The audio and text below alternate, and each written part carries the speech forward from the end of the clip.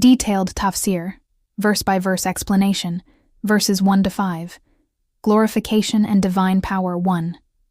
Glorify the name of your Lord, the Most High. The surah opens with a command, Sabih, glorify. This means to declare Allah free from any imperfection. Al-Allah emphasizes Allah's absolute supremacy, in essence, attributes, authority, and dominion.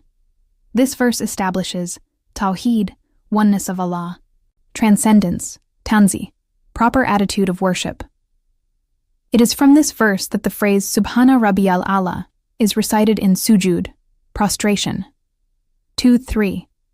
Who created and proportioned, and who measured and guided.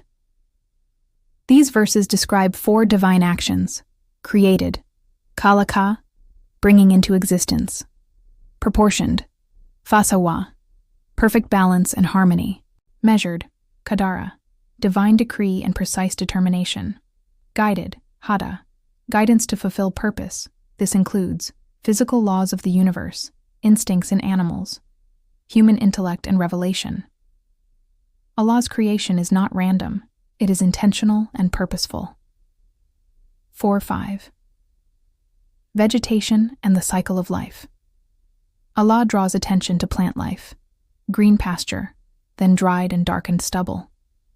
This symbolizes the temporary nature of worldly life, the cycle of growth and decay, resurrection, life emerging after lifelessness.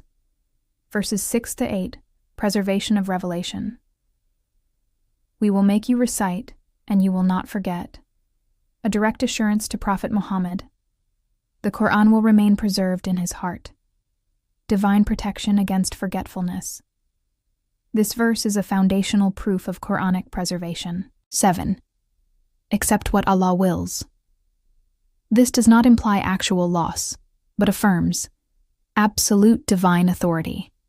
The Prophet's reliance upon Allah 8. We will ease you toward ease. Islam is aligned with fitra, natural disposition. The Prophet's mission would be facilitated by divine support.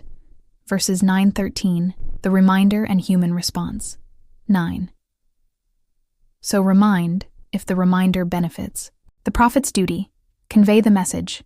Guidance is not forced. 10-11. 2 types of people. Those who fear Allah, accept reminder. The wretched, turn away. This establishes moral accountability. 12-13. The major fire refers to hellfire. Continuous suffering, neither full death nor relief. It emphasizes eternal consequence for rejection. Verses 14-17. True success. 14-15. He has succeeded who purifies himself. Purification includes spiritual purification, tazkiyah, faith and righteous deeds, prayer and remembrance. Some scholars connect this to Zakat al-Fitr Eid, prayer 16-17. Preference for dunya over akhirah. Human tendency. Immediate gratification. Worldly life. Neglect of the hereafter. Allah corrects this. The hereafter is superior, quality, and everlasting, duration. This is a fundamental Quranic worldview shift. Verses 18-19. Continuity of message. Reference to earlier scriptures. Scriptures of Ibrahim, Abraham, scriptures of Musa, Moses. This shows unity of divine message, continuity of Tawheed Islam, as completion, not innovation. Major themes of Surah Al-A'la 1. Tawheed, divine supremacy. Allah is perfect, elevated, and in full control. 2. Revelation. The Quran is divinely preserved. 3. Purposeful creation. Nothing in existence is random. 4. Accountability. 2 destinies, success or punishment. 5. Dunya versus akhirah.